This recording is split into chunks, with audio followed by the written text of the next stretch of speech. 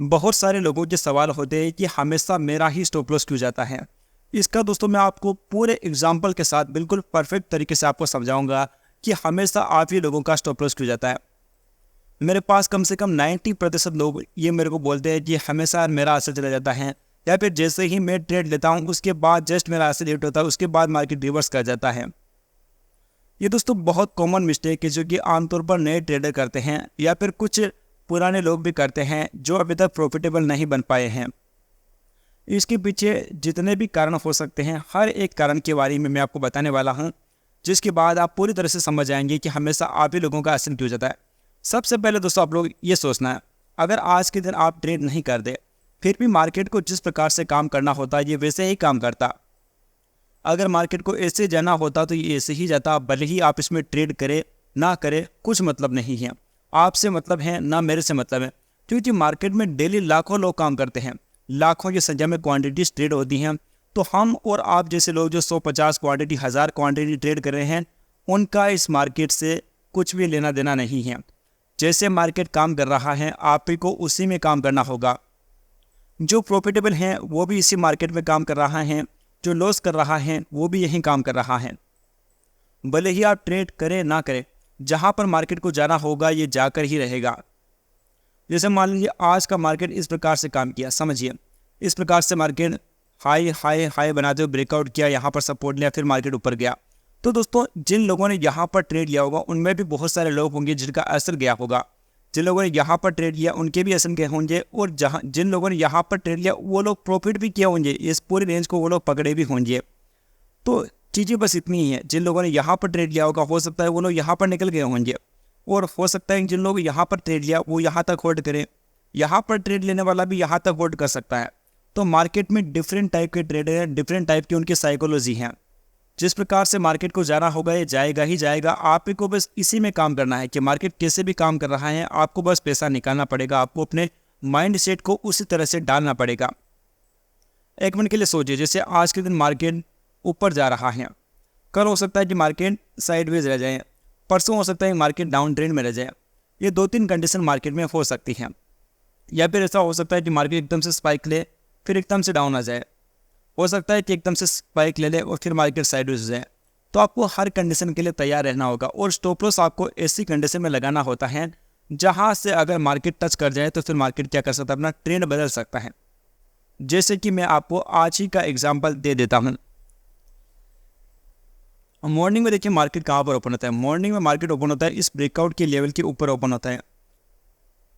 अब समझिए दोस्तों, मैंने बिल्कुल यहाँ पर परफेक्ट इस कैंडल के क्लोज होने के तुरंत बाद मैंने ट्रेड एग्जीक्यूट कर लिया। यहाँ कहीं पर मैंने ट्रेड लिया था, मेरे को पता है कि अगर इसने यहाँ पर ब्रेकआउट किया था, ब्रेकआउट को फेल किया तो मार्केट थोड़ा सा जल्दी मूव करेगा और मेरे को अच्छा खासा प्रॉफिट मिल जाएगा। ये जो पूरी रेंज थी ये मेरा टारगेट था। जब भी मार्केट ब्रेकआउट फेल होता है तो बहुत अच्छे टारगेट मिलते हैं, लेकिन आज भले ही इतना साफ नहीं मिला क्योंकि लगातार पॉजिटिव कैंडल बन रही थी। देखिए 1 2 3 4 5 6 7 कैंडल लगातार पॉजिटिव बन गई थी। मेरे को पता चल गया था कि मार्केट यहाँ से या तो साइडवेज रहेगा या फिर थोड़ा बहुत धीरे धीरे करके रिकवरी कर सकता है। अब देखिए दोस्तों, मेरा सबसे परफेक्ट एसएल क्या बनता है। मेरा परफेक्ट एसएल गाइस बनेगा इसके ऊपर बनेगा, या फिर इसके ऊपर क्लोजिंग हो जाती है, इस ब्रेकआउट के लेवल पर मार्केट सस्टेन कर जाता है, तब मैं एग्जिट कर जाऊंगा। आप सोचिए मैं कहीं पर लेट एंट्री कर ले, जैसे मेरे का टारगेट यहाँ पर है। अब कई लोग क्या करते हैं, इस ट्रेंड को देख लेंगे पहले वो कि भाई मार्केट तो गिर रहा है, उसके बाद कहीं ना कहीं जैसे इस कैंडल पर एंट्री ले ली तो उनका असर जाना है। समझिए ये आपको हमेशा ट्रेड को सही टाइम पर लेना है। अगर आपने फ्लो मिस कर दिया, फिर आपने ट्रेंड मिस कर दिया, उसके बाद आपको ज़बरदस्ती ट्रेड में नहीं घुसना है। देखिए अगर यहाँ पर समझिए, यहाँ पर मार्केट ने क्या किया था, एक ब्रेकआउट किया था। 1 मिनट के लिए आप सोच के देखिए, यहाँ पर मार्केट ने क्या किया था, ब्रेकआउट किया था। इसके ऊपर अगर मार्केट क्लोजिंग दे देता है फिर सस्टेन कर जाता, तो इसका साफ मतलब है कि मार्केट इसके ऊपर क्या करेगा, सस्टेन करेगा, ऊपर जाएगा। क्लियर है। फिर अगर डाउन ट्रेड आएगा फिर मार्केट इसके नीचे सस्टेन करना पड़ेगा, फिर नीचे आ सकता है, बाकी कोई कंडीशन नहीं रहेगी इसके पास। तो आपको स्टॉप लॉस ऐसी जगह पर लगाना है जहां से आपको पता चले कि मार्केट का जो ट्रेंड है वो बदल जाएगा। और दूसरी सबसे बड़ी जो आपकी कमजोरी होती है, आप क्या करते हैं, टारगेट को डिसाइड नहीं करते पहले। अगर आपका टारगेट आप पहले से डिसाइड करने लगे तो आप 90% जो ट्रेडर होते हैं ना उनसे आगे निकल जाएंगे। जो 90% लोग हैं इनसे आप आगे निकल जाए तो आपका कंपटीशन क्या होगा, सिर्फ और सिर्फ 10% लोगों के साथ होगा।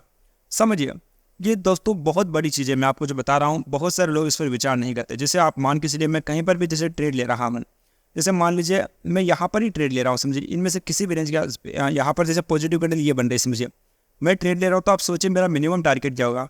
कम से कम ये तो मैं टारगेट प्लान करूँगा ही करूँगा ना, ये तो करूँगा ही करूँगा। अब समझिए यहाँ पर मेरा क्या रिस्क रिवॉर्ड बनता है। इसके नीचे अगर मैं ऐसे ले रहा हूँ 66 पॉइंट, तो कम से कम मेरे को 1:1.5 तो मेरे को मिल रहा है ना, तब मैं ट्रेड ले सकता हूँ। क्योंकि 1 रुपया लगा रहा हूँ मैं, तो 1.5 रुपया तो मेरे को लेना ही पड़ेगा। इससे कम का जब भी आपको ट्रेड मिल रहा है, कभी अपनी ज़िंदगी में ट्रेड लेने के बारे में सोचना भी मत। ये मैं सबसे बड़ी बात आप लोगों को बता रहा हूँ। ठीक है दोस्तों, इससे छोटा ट्रेड आपको लेना ही नहीं है। जब भी आप ट्रेड करें, ये बात को आपका खास तौर से क्या रखना पड़ेगा, ध्यान रखना पड़ेगा। जैसे मैंने मॉर्निंग में ट्रेड लिया था, आप सोचिए मैंने कहाँ लिया था, यहाँ कहीं पर मेरी एंट्री हुई थी। असल में इतना बड़ा फोल्ड नहीं करता, समझिए अगर इस लेवल के ऊपर मार्केट सस्टेन कर जाता, क्योंकि जब पहले करे तो मार्केट को फिर रिकवर करने के लिए धीरे धीरे ऊपर जाता, तो कहीं ना कहीं यहाँ कहीं या फिर यहाँ तक मैं कट जाता, तो समझिए मेरा असर क्या होता। 100 पॉइंट्स भी मैं कभी देता नहीं, मेरा 80 पॉइंट मैक्सिमम रहता है। मेरा टारगेट क्या था, मेरा टारगेट था यहाँ पर कितना बन रहा था, 1:2.5 के समथिंग मेरा टारगेट था, जो कि मैंने लिया भी। पूरा टारगेट मैंने यहाँ पर क्या किया था, ले लिया।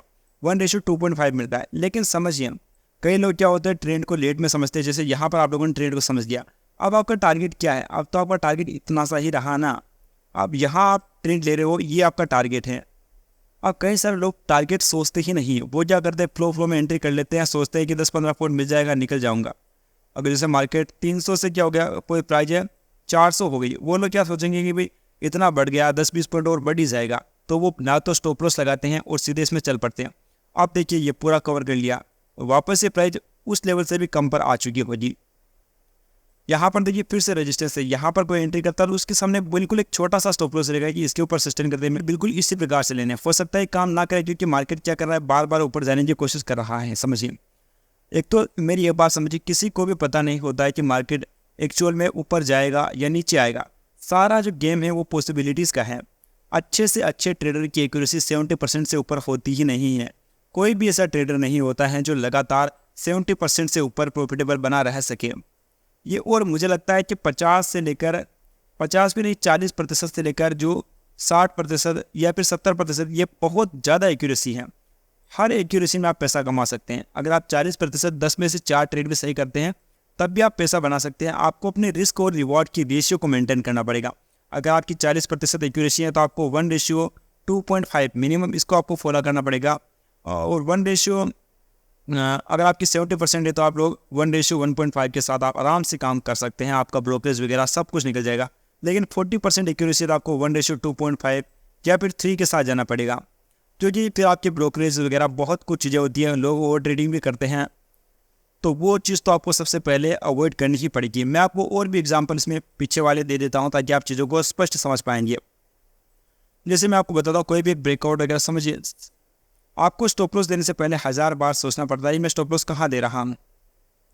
और मैं आपको एक अच्छा एग्जाम्पल मैं आपको दे देता हूँ। यहाँ पर देखिए मार्केट में क्या था, एक सपोर्ट रेंज थी, समझिए यहाँ देखिए। ओके, आप लोग समझिए इसको, मार्केट में क्या थी, एक सपोर्ट रेंज थी। यहाँ पर आप कोई भी ट्रेड जैसे आप लोग एग्जीक्यूट कर रहे हैं, आपका स्टॉप लॉस क्या होना चाहिए, इसके नीचे ही होना चाहिए। जो ये रेंज थी इसके नीचे आपका स्टॉप लॉस होना चाहिए। आप कहीं पर भी एंट्री कर रहे हो, मैं आपको 5 मिनट में समझा देता हूँ, क्योंकि मैक्सिमम लोग 5 मिनट पर काम करते हैं। आप जैसे मान के चलिए, आप जैसे यहाँ पर ट्रेड करें तो आपका स्टॉप लॉस क्या होगा, ये होगा, ना कि आप लोग इन लेवल्स को स्टॉप लॉस देंगे। कई लोग क्या करते हैं, जैसे मार्केट ऊपर जा रहा है, उनको पता है कि यहाँ पर मार्केट में सपोर्ट लेवल है या फिर क्या है, डिमांड का जोन है, तो मार्केट यहाँ से ऊपर जा सकता है। लेकिन एक तो आपकी लेट एंट्री जो होती हैं वो आपको नुकसान पहुँचा सकती हैं। आप देखिए मार्केट यहाँ आता है, फिर मार्केट की ऊपर जाता है, बहुत अच्छी तरीके से मार्केट ऊपर जाने की कोशिश कर रहा है। आपका सबसे सेफ स्टॉप लॉस क्या रहेगा, ये रहेगा, क्योंकि अगर ये एक बार हिट हो गया तो फिर ये जो सेलर्स है ये क्या होंगे, फिर से मार्केट में एक्टिव हो जाएंगे और ये मार्केट को डाउन साइड में लेकर जा सकते हैं। तो ये एक सबसे अच्छा स्टॉप लॉस मेरे को नज़र आ रहा है। इसके बाद आप एंट्री करते फिर आपको मार्केट इसी लेवल के आसपास आ गया था और ये आपको पास एक चांस भी था। क्लियर है, तो ये आपको एक बहुत ही सेफ ट्रेड था। लेकिन आप कई लोग क्या करते हैं, वो लेट एंट्री करेंगे। जैसे मार्केट ऊपर जा रहा है, एक नेगेटिव कैंडल बनी है, उसके बाद जो पॉजिटिव कैंडल बनती है इसके नीचे स्टॉप लॉस लगा देते हैं। अगर आपने ये स्टॉप लॉस अगर आप ऐसा स्टॉप लॉस लगाते हैं तो ये क्या हो जाता है, हिट हो जाता है। ये सबसे बड़ी आपकी कमी है। कई लोग क्या करते हैं, ब्रेकआउट के ऊपर जो कैंडल बनती है उसी के नीचे स्टॉप लॉस लगा देते हैं। और अगर आप इस टाइप का स्टॉप लॉस लगाते हो तो आपको क्या देखनी है, मैक्सिमम आपको बॉडीज़ देखनी है। समझिए जैसे इसके ऊपर जैसे मार्केट सिस्टम दिया, मैं आपको बताता हूँ, जैसे कुछ कैंडल से ये हैं यहाँ पर देखिए इन लेवल्स के ऊपर जैसे मार्केट सस्टेन कर गया, इसके बाद आप इन पीक्स को मत देखा कीजिए, आप ये जो बॉडीज है यहाँ पर लेवल मार्क करना है ये, और इसके नीचे जब क्लोज हो जाती हैं तब आप लोग क्या कर सकते हैं, निकल सकते हैं। मैं आपको 15 मिनट में दिखा देता हूँ किधर गया वो दिन। हाँ ये रहा। इसकी जो बॉडीज होती है ना, आप उन लेवल्स को टारगेट कीजिए, जैसे इसके ऊपर जैसे इसने क्लोज किया था, और हमेशा आपको 15 मिनट में चीज़ें ड्रॉ करनी पड़ेगी, समझिए। अब यहाँ पर मार्केट क्या कर रहा है, क्लोजिंग कर रहा है, यहाँ पर जैसे इसने क्लोज किया, अब इस लेवल के नीचे अगर यहाँ तक मार्केट आ जाता है तब भी आप लोग क्या कर सकते हैं, स्टॉप लॉस, या फिर इसके नीचे देखिए यहाँ तक अगर मार्केट क्लोज होता है तब भी आप लोग क्या कर सकते हैं, इसमें से तब भी अगर दोस्तों मार्केट यहाँ तक क्लोज हो जाता है तब आप लोग इसमें से निकल सकते हैं, तब भी मार्केट ये क्या करता है, सेलिंग के डायरेक्शन में मार्केट फिर से आ सकता है। आपको स्टॉप लॉस इस प्रकार से लगाना पड़ेगा। एक दूसरी सबसे बड़ी कमजोरी क्या होती है, लोग क्या करते हैं ऑप्शन के प्रीमियम पर स्टॉप लॉस लगाते हैं, और दोस्तों ये सबसे बड़ी कमजोरी आपकी हो सकती है। आपको सोच समझ के काम करना पड़ेगा। जैसे आपके अकाउंट में 1 लाख रुपए हैं, अब 1 लाख रुपए से आप 300 रुपये का प्रीमियम यूज़ करते हैं, तो आप क्या कर सकते हैं, 300, 350, 315 इस टाइप की क्वांटिटी आप लोग ट्रेड कर सकते हैं। अगर आप इतनी बड़ी क्वांटिटी ट्रेड कर रहे हैं, समझिए आप लोगों ने 300 रुपये का प्रीमियम यूज़ किया है, अगर आप पूरी क्वांटिटी आप ट्रेड कर रहे हैं और आपने चार्ट पर आप लोगों ने असर नहीं दिया हुआ है, चार्ट मतलब कि ऑप्शन के प्रीमियम पर जैसे 270 का असर एक तो लोग देकर रख लेते हैं कि भाई 10% मेरा असर है, समझिए। कई लोग क्या करते हैं, छोटी क्वांटिटी ट्रेड करते हैं, इतनी बड़ी क्वांटिटी वो ट्रेड नहीं करेंगे, वो करेंगे 60 क्वांटिटी करेंगे, 90 क्वांटिटी करेंगे।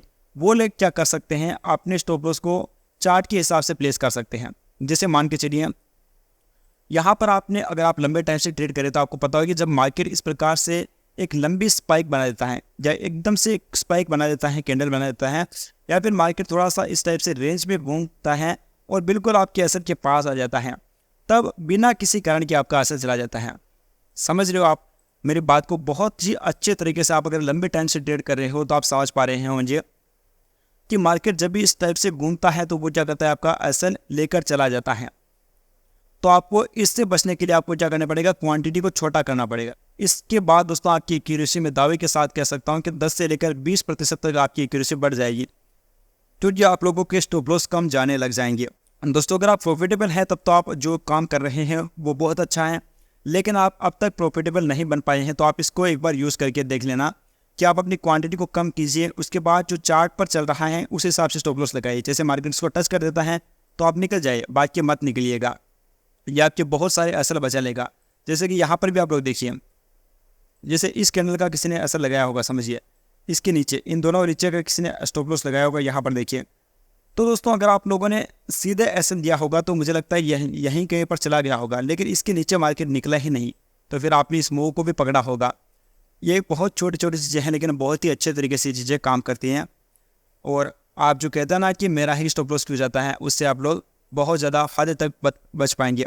मैं आपको 2-3 दिन पहले का एक ट्रेड दिखाता हूँ, मेरा खुद का स्टॉप लॉस चला गया था, मेरे को बहुत गुस्सा आया था उस दिन। तो प्रीमियम भी काफ़ी ज़्यादा डिके हो गए, तो मैं खुद ही निकल गया था कहीं पर। इसने 5 मिनट का टाइम था, पर मैं ट्रेड लिया था, 2-3-4-5 दिन हो गए होंगे शायद इसको।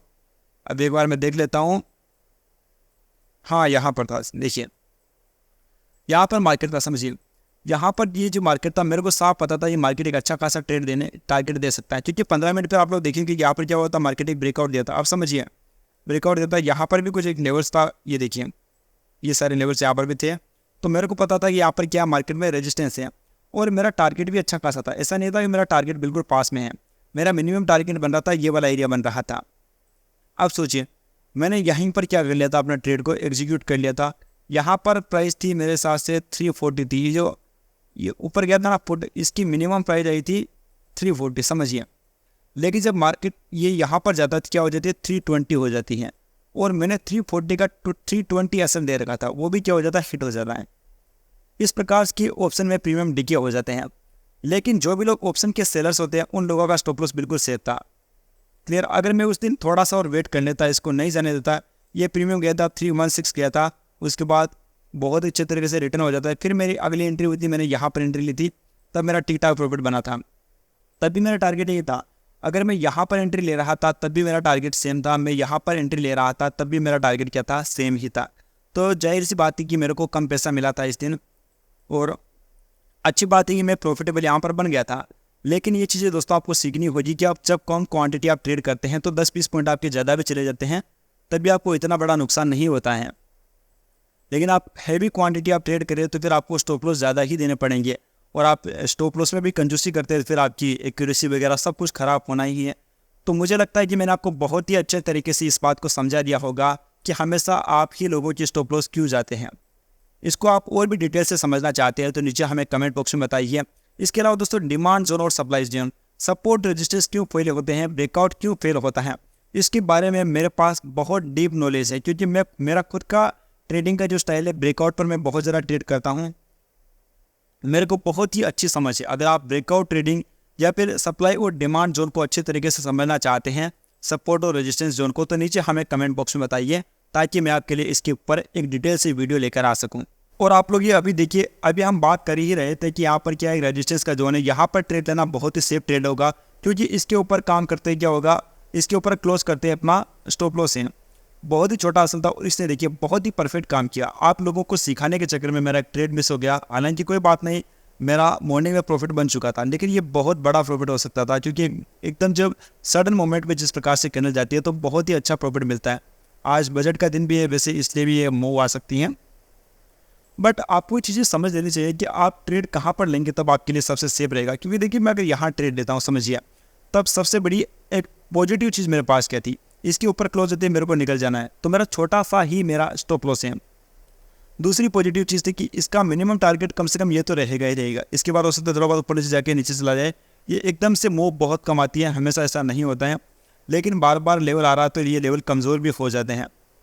और अगर दोस्तों मैं इस टारगेट को भी सोचता हूँ तो देखिए यहाँ पर मेरा टारगेट क्या बनता है, 250 पॉइंट का मेरा मिनिमम टारगेट था। 250 पॉइंट मैंने सुबह भी कैप्चर कर लिए थे, और ये समय भी इतना बड़ा टारगेट था। स्टॉप लॉस मेरा मैक्सिमम इतना होता है 70-80 पॉइंट्स का। तो आपको ट्रेड इस प्रकार से लेने हैं। मैंने क्या क्या आप लोगों को सिखाया है, सबसे पहले आपको क्या करना है, ट्रेड लेने से पहले क्या करना है, टारगेट को सोच लेना है कि आप कितना टारगेट आप लोग देने वाले हैं। पास में कोई भी सपोर्ट रेजिस्टेंस ट्रेड के नहीं होना चाहिए। आप ट्रेड इसी जगह पर लेंगे, आप अपना उस जगह पर लगाएंगे जहां से आपको लगता हो कि मार्केट अगर हिट कर गया तो फिर मार्केट की डायरेक्शन जो है वो चेंज हो जाएगी। और आपको क्वांटिटी थोड़ी सी कम करनी पड़ेगी, और स्टॉप लॉस क्या देना है, चार्ट के हिसाब से देना है, ना कि ऑप्शन के प्राइस के हिसाब से। और ये दोस्तों मैंने आपको शानदार तरीके से मुझे लगता है कि समझाया कि हमेशा आप ही का स्टॉप लॉस क्यों जाता है।